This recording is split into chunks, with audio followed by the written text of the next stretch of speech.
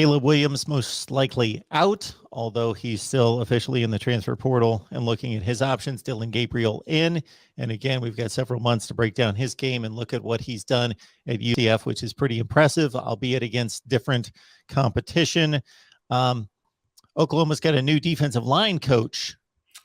Yeah, in Mark, in a normal day, normal world, that would have been the big headline, and it kind of got swept under the rug yesterday with the quarterback movement. But yeah, Venables, maybe this might be his best hire that he's been able to make on the defensive staff, which has been a defensive staff full of pretty good hires. But Todd Bates, previously was with Venables for quite a while, 2019 Recruiter of the Year, done just a phenomenal job with the defensive line.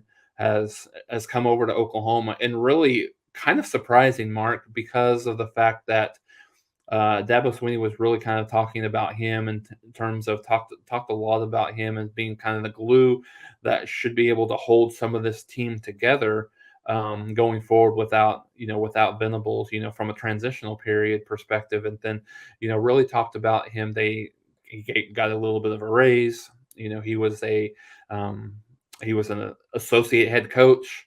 I don't know that he'd been officially been named a co-defensive coordinator or anything like that. But Venables was able to get him, talk him into coming to Oklahoma. He's going to be the defensive line coach, and he'll also be a co-defensive coordinator along with Ted Roof. So, in very, very, really, really just a big hire. I don't know that I would say this is more of a grand slam than a home run hire, just from the recruiting side of it.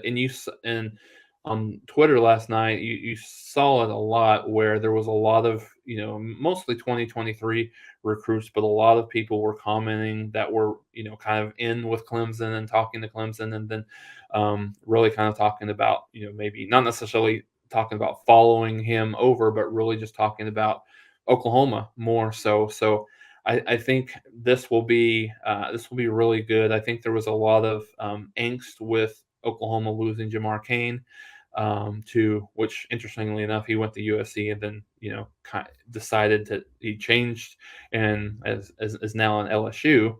But I think based on how good he was how good of a recruiter he was, and the jury was still out a little bit on Cain, just in terms of how good of a player developer he was in terms of their defensive line coach. But Todd Bates has a very long history of developing great defensive linemen. I think a few years ago, Clemson had all four of their defensive linemen drafted in the first or second round. So I think he's going to be a very, very big value add for Oklahoma on the, not only from the recruiting side of it, but from the just the player development side as well.